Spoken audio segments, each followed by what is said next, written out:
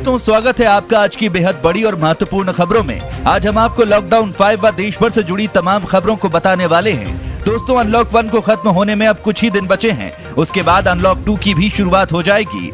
इसके अलावा कोरोना महामारी के केसों में भी लगातार बढ़ोतरी देखी जा रही है। चलिए इसी के साथ बढ़ते हैं आज की बड़ी खबरों की तरफ, जहां देश विदेश से कुछ बड़ी और महत्वपूर्ण खबरें निकल कर आ रही हैं, जिन्हें जानना आपके लिए बेहद जरूरी है।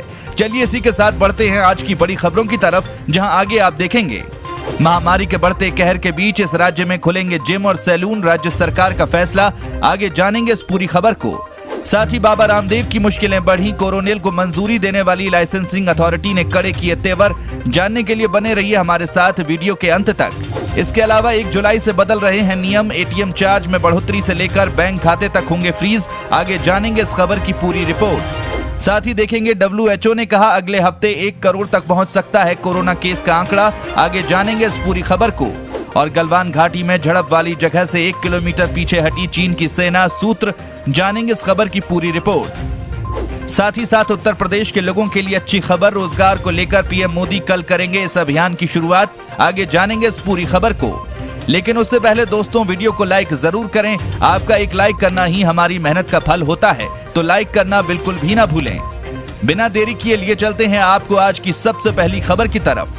पहली बड़ी खबर निकल कर आ रही है, गलवान घाटी में झड़प वाली जगह से 1 किलोमीटर पीछे हटी चीन की सेना, सूत्र। पूर्वी लद्दाख की गलवान घाटी में भारत चीन के बीच तनाव कम होना शुरू हो गया है। शीर्ष सूत्रों के मुताबिक चीन की सेना और वाहन गलवान घाटी पर झड़प वाली जगह से 1 किलोमीटर पीछे हट गए हैं। गलवान घाटी के पास चीन के सैनिकों की संख्या में कमी देखी गई है। गलवान घाटी में झड़प के बाद ये पहली बार है जब चीन की सेना पीछे हटी है। भारत और चीन के बीच बातचीत के बाद गलवान घाटी के पास चीनी सेना और वाहनों की कमी देखने को मिली है। इस तनाव को कम करने के लिए दोनों देशों के बीच सैन्य स्तर और राजनयिक स्तर पर कई मीटिंग हुई थी। इस दौरान दोनों देश सीमा पर तनाव कम करने को राजी हुए थे। आपको बता दें कि 15 जून की रात को गलवान घाटी में भारत और चीन की सेना के बीच हिंसक झड़प हुई थी। इसमें भारतीय सेना के कर्नल संतोष बाबू समेत 20 जवान शहीद हो गए थे। सूत्रों के मुताबिक हिंसक झड़प में चीन के करीब 40 जवान मारे गए थे। हालांकि चीन ने अपने जवानों के मारे जाने का कोई आधिकारिक आंकड़ा जारी नहीं किया है। WHO ने कहा अगले हफ्ते 1 करोड़ तक पहुंच सकता है कोरोना केस का आंकड़ा। विश्व स्वास्थ्य संगठन ने अनुमान जताया है कि अगले हफ्ते तक दुनिया में कोरोना वायरस से संक्रमित लोगों का आंकड़ा 1 करोड़ तक जा सकता है। संगठन का ये भी कहना है कि इस मामले में ब्रिटेन का टेस्ट सिस्टम सक्षम है, जो मरीजों की सही जांच कर सकता है। इस आंकड़े के बारे में WHO के महानिदेशक टेड्रोस अधनोम ने कहा कि अगले हफ्ते तक कोरोना के 1 करोड़ मामले हो सकते हैं। ये पूरी दुनिया के लिए एक आगाह करने वाली बात है। कोरोना की वैक्सीन और दवाओं पर रिसर्च जारी है, ये अच्छी बात है, लेकिन हमें इस पर भी विचार करना चाहिए कि जितनी जल्द हो सके इस बीमारी के संक्रमण को कैसे रोक सकते हैं और लोगों की जिंदगियां बचा सकते हैं। 1 जुलाई से बदल रहे हैं नियम, एटीएम चार्ज में बढ़ोतरी से लेकर बैंक खाते तक होंगे फ्रीज। देश में 1 जुलाई से बैंकिंग के कई अहम नियमों में बदलाव होने जा रहा है। बैंक में लेन देन से लेकर एटीएम कार्ड से पैसों की निकासी तक के नियम बदलने वाले हैं। नियमों में होने वाले बदलाव को आपके लिए जानना जरूरी है। नियमों में बदलाव के साथ ही बैंक की कई सेवाओं पर आपको अतिरिक्त चार्ज भी चुकाना पड़ सकता है। बदले हुए नियमों को नहीं जानने से आपको काफी नुकसान हो सकता है। दोस्तों, 1 जुलाई से देश भर में एटीएम निकासी में मिलने वाली छूट खत्म हो जाएगी। मौजूदा वक्त में एटीएम से एक बार में 10,000 रुपए निकालने की छूट है। वहीं लॉकडाउन के दौरान निकासी पर 3 महीने के लिए चार्ज में छूट दी गई थी। इस अवधि में एटीएम से पैसे निकालने पर कोई चार्ज नहीं लगा है। ये छूट 30 जून तक लागू है। वित्त मंत्री निर्मला सीतारमण ने छूट की घोषणा करते हुए कहा था कि ये छूट लोगों को लॉकडाउन से राहत देने के लिए दी गई है। इसके अलावा 1 जुलाई से बैंक के सेविंग अकाउंट में मिनिमम बैलेंस की छूट का नियम खत्म हो जाएगा।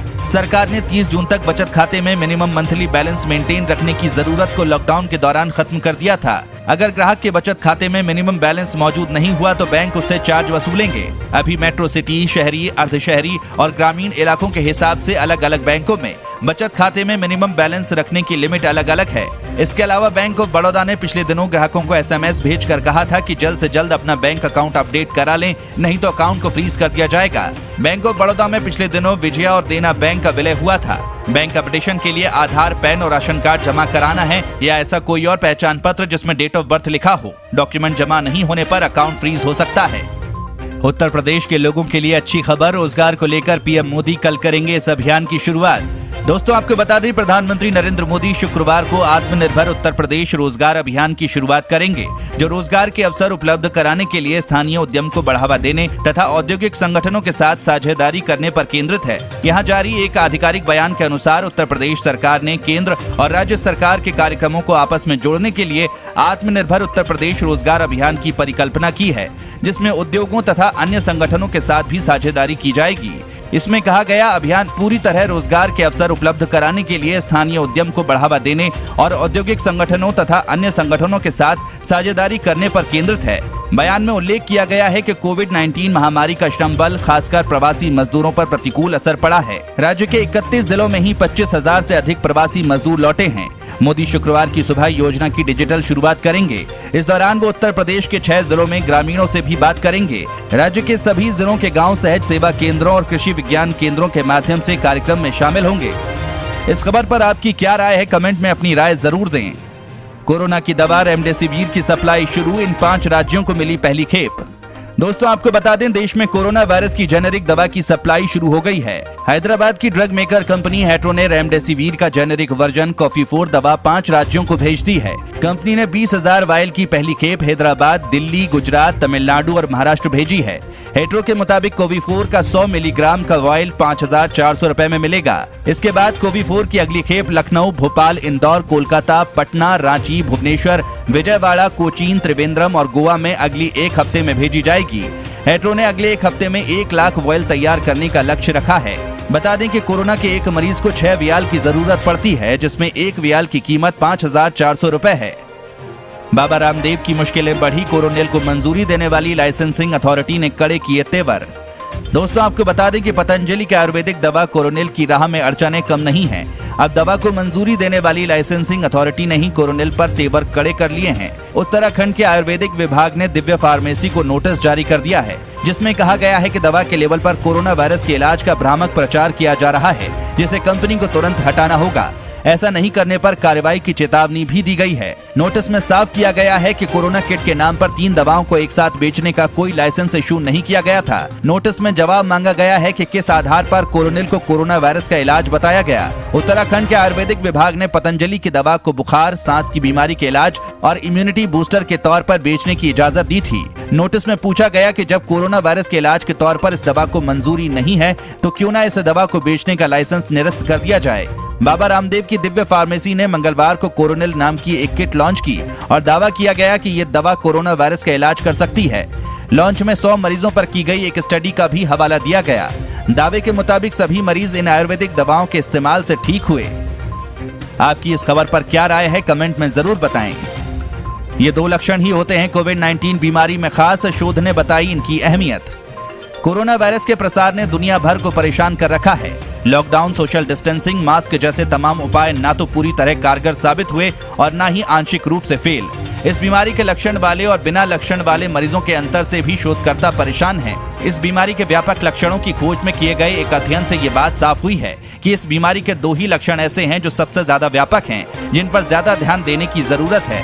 बात सुनने में अजीब लगती है कि शोधकर्ताओं ने निष्कर्ष निकाला है कि खांसी और बुखार ही ऐसे 2 लक्षण हैं जो सबसे ज्यादा मरीजों में पाए गए हैं। जर्नल PLOS 1 में प्रकाशित अध्ययन के मुताबिक शोधकर्ताओं ने कोविड-19 के कई लक्षणों का अध्ययन का पुनरावलोकन किया, जिसमें कोविड-19 के लक्षणों के बारे में पता लगाया गया था। इस अध्ययन के बाद शोधकर्ताओं ने विश्व स्वास्थ्य संगठन की ओर से जारी लक्षणों की उस सूची की भी समीक्षा की जो उसकी ओर से महामारी के फैलने की शुरुआत में जारी की गई थी। इसके बाद में भी हुए अध्ययनों में थकान, सूंघने की क्षमता खोना, सांस लेने में तकलीफ जैसे कई लक्षणों को प्रमुख लक्षणों में शामिल किया था। इस शोध से आमतौर पर भले ही लोगों को मदद न मिले, लेकिन इलाज कर रहे अस्पतालों के लिए ये आंकड़े बहुत काम के हो सकते हैं। वे अनुमान लगा सकते हैं कि उन्हें किस तरह के कितने उपकरणों की आवश्यकता पड़ सकती है और वे नए मरीजों की पहचान करने में 2 प्रमुख लक्षणों पर ज्यादा जोर दे सकते हैं। ये उनके लिए ये फैसला लेने में मददगार हो सकता है कि किन लोगों की जांच पहले होनी चाहिए। इस पूरी खबर पर आपकी क्या राय है, कमेंट में जरूर बताएं। दोस्तों आगे और भी बड़ी खबरें बाकी हैं, वीडियो में हमारे साथ बने रहिए। उससे पहले अगर ऐसी ही खबरें रोजाना पाना चाहते हैं तो अभी चैनल को सब्सक्राइब करके बेल के आइकॉन को जरूर ऑन करें। दिल्ली में अब कोरोना पॉजिटिव मरीजों के लिए कोविड केयर सेंटर जाना अनिवार्य नहीं। दोस्तों आपको बता दें कि दिल्ली में अब कोरोना पॉजिटिव मरीजों के लिए कोविड केयर सेंटर जाना अनिवार्य नहीं होगा। उपराज्यपाल अनिल बैजल अपने पुराने फैसले से पीछे हट गए हैं, जिसमें कहा गया था कि अगर कोई व्यक्ति कोरोना पॉजिटिव पाया जाता है तो उसे शुरुआती 5 दिनों के लिए कोविड केयर सेंटर में रखना अनिवार्य ही होगा। गुरुवार को दिल्ली डिजास्टर मैनेजमेंट अथॉरिटी की बैठक में इस बात का फैसला लिया गया है, यानी कि दिल्ली में अब अगर कोई व्यक्ति कोरोना पॉजिटिव होता है तो उसे कोविड केयर सेंटर जाकर अपनी जांच नहीं करानी होगी, बल्कि पुराने सिस्टम के तहत सरकार और प्रशासन के लोग घर आकर क्लिनिकल असेसमेंट और फिजिकल असेसमेंट करके देखेंगे कि कोरोना पॉजिटिव व्यक्ति होम आइसोलेशन में रहने लायक है या नहीं।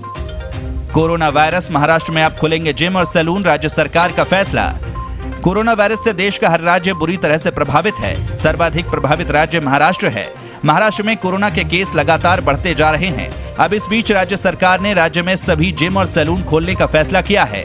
इस बात की जानकारी महाराष्ट्र सरकार के मंत्री असलम शेख ने दी। हालांकि राज्य सरकार ने अभी भी धार्मिक जगहों को खोलने पर कोई फैसला नहीं लिया है। इसी के साथ कांग्रेस ने चीन के साथ गतिरोध पर चर्चा के लिए संसद के डिजिटल सत्र बुलाने की मांग की। दोस्तों, आपको बता दें, कांग्रेस ने बृहस्पतिवार को कहा कि चीन के साथ सीमा पर गतिरोध समेत देश के सामने खड़े प्रमुख मुद्दों पर चर्चा करने के लिए सरकार को संसद का डिजिटल सत्र बुलाना चाहिए। पार्टी प्रवक्ता पवन खेड़ा ने कहा कि 1962 के युद्ध के समय अटल बिहारी वाजपेयी ने इस पर चर्चा के लिए संसद सत्र बुलाने की मांग की थी और तत्कालीन प्रधानमंत्री पंडित जवाहरलाल नेहरू ने इस मांग को स्वीकार किया था। उन्होंने कहा कि महत्वपूर्ण मुद्दों पर चर्चा के लिए संसद का सत्र बुलाया जाना चाहिए। संसदीय समितियों की बैठक भी नहीं हो रही है, जहां महत्वपूर्ण मुद्दों पर चर्चा होती है। कांग्रेस सांसद मनीष तिवारी ने बुधवार को सरकार पर आरोप लगाया था कि वो नियमों का हवाला देकर संसदीय निगरानी से बचने की कोशिश कर रही है। उन्होंने विपक्षी पार्टियों के महत्वपूर्ण सवालों के जवाब के लिए शीघ्र ही संसद का डिजिटल सत्र बुलाने की मांग की थी। तिवारी ने कहा कि इस सरकार ने नियमों की आड़ में छिपने और संसद के सवालों से बचने के लिए अतिरिक्त प्रयास किए हैं। ये कुछ और नहीं बल्कि संसद को कमजोर करने का प्रयास है। अखिलेश यादव का योगी सरकार पर तंज, बोले यूपी में कोरोना कभी पीक पर नहीं पहुंचेगा क्योंकि यहां टेस्ट ही नहीं हो रहे। दोस्तों, आपको बता दें कि देश भर में तेजी से बढ़ते कोरोना वायरस के मामलों के बीच उत्तर प्रदेश के पूर्व मुख्यमंत्री और समाजवादी पार्टी के अध्यक्ष अखिलेश यादव ने गुरुवार को हिंदुस्तान के प्रधान संपादक शशि शेखर के साथ खास बातचीत में जहां राज्य की योगी सरकार पर तंज कसा, वहीं दिल्ली में कोरोना के टेस्ट बढ़ाए जाने पर दिल्ली की आम आदमी पार्टी सरकार की तारीफ भी की। अखिलेश यादव ने उत्तर प्रदेश सरकार पर तंज कसते हुए कहा कि मैं रोज सुनता हूं कि विशेषज्ञ कहते हैं कि कोरोना जून में अपने पीक पर होगा, कभी जुलाई में पीक पर होगा या कभी अक्टूबर में पीक पर होगा। मैं कहता हूं कि कोरोना यूपी में कभी पीक पर नहीं पहुंचेगा क्योंकि यहां टेस्ट ही नहीं हो रहे हैं। जब टेस्ट ही नहीं होंगे तो हमें पता ही नहीं चलेगा कि पीक क्या होता है। क्या आप पूर्व मुख्यमंत्री अखिलेश यादव की बात से सहमत हैं? तो कमेंट में अपनी राय जरूर दें। तो दोस्तों, ये थी आज की कुछ महत्वपूर्ण और ताजा खबरें। उम्मीद करते हैं इससे आपको काफी कुछ महत्वपूर्ण जानकारी मिली होगी। बस इसके बदले में इतना ही चाहते हैं कि आप इस वीडियो को अपने सभी दोस्तों, रिश्तेदारों के साथ फेसबुक, व्हाट्सएप पर शेयर जरूर करें, जिससे वो भी दिन भर की बड़ी खबरों के साथ अपडेट रह सकें।